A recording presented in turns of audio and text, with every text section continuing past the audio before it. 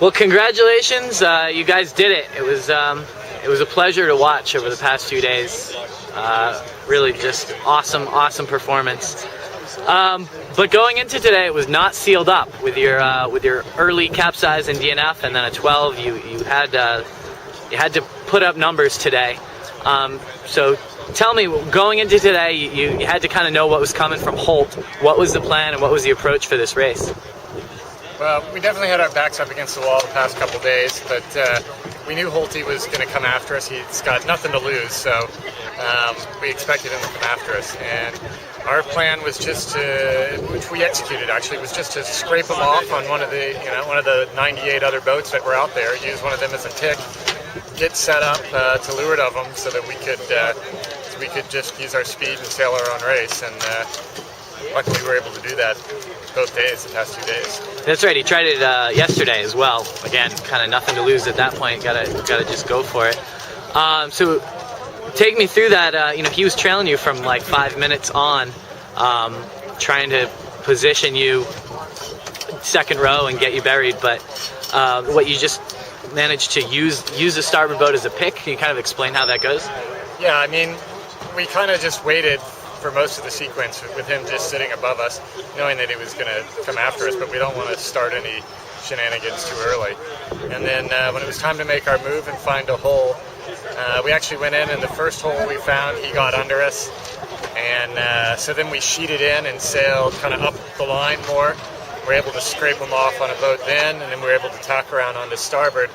Then when he tacked under us, we were able to get below him, and that was sort of the key to today's race. And actually, we got below him, and we were aiming right at the start boat, and off we went. And that was kind of it. From there, you were in second, moving on to first, and then nobody was going to catch you.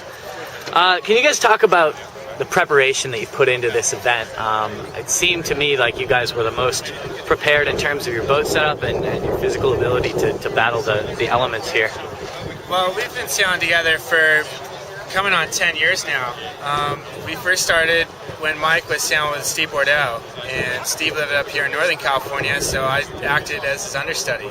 As a laser sailor and college sailor, but didn't have any trapeze experience, so he took me under his wing and been sailing together ever since. Really, he went back to crewing for a couple years, and then since 2003 we've been sailing together, and I think that's a huge part of our victory this week in the heavier air, having good clean boat handling, and with the exception of the second race, we were able to keep the mast in the air and sail cleanly. And also, hats off, thanks to our tuning partners in Long Beach, a group called Team Tuesday, Kevin Taher and Ben Benjamin and Howard Hamlin and Andrew Zinn, who have been our tuning partners for a long time, and that helps us get the right numbers and get up to speed both upwind and downwind.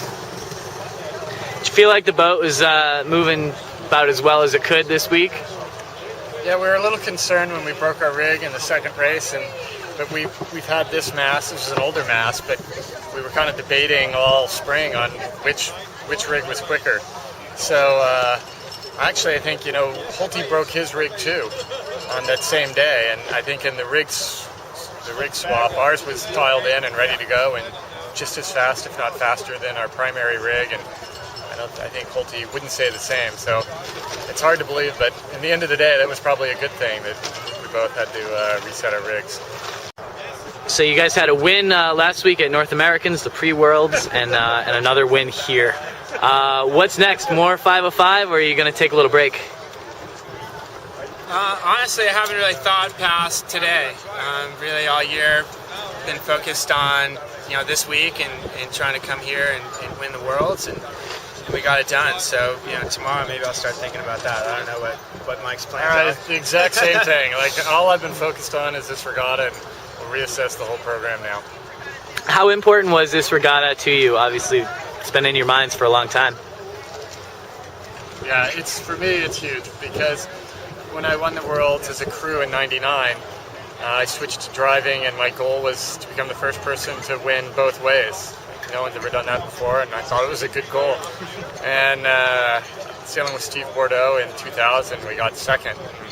That was close, but I've been trying ever since. So it took 10 years to kind of complete the master plan. But teamed up with Jeff, and he was just spectacular over the last week and the past few years, and it really means a lot to even out that scorecard. Did you know in your preparation for this regatta that, gee, we've come close a bunch of times, but this is it, this could be our year? Or was it just like any other year going to Worlds? Well, obviously San Francisco, we figured it was going to be breezy, and we're a bigger team, and we like heavy air, so figured we had a decent shot at it. But like any other regatta, anything could happen, as we saw this week. We had a breakdown and had some hotter days that caused some lighter winds. So just kind of took it one day at a time, just like we do every other regatta, and didn't really approach it any differently than the other worlds we've sailed. Okay, and will we see you again next year in Denmark? I'm not sure if we're going to make it to Denmark, but we're really looking forward to Hamilton Island in 2 years. Yeah, it seems to be a popular choice. Yeah, it seems like it'll be a little sunnier, a little warmer than Denmark, but you never know.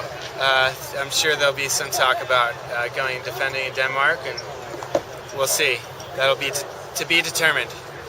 Okay, well, guys, congratulations. Thanks for the interview here, and live it up. You've earned it. Really quite a performance this week. Thank you.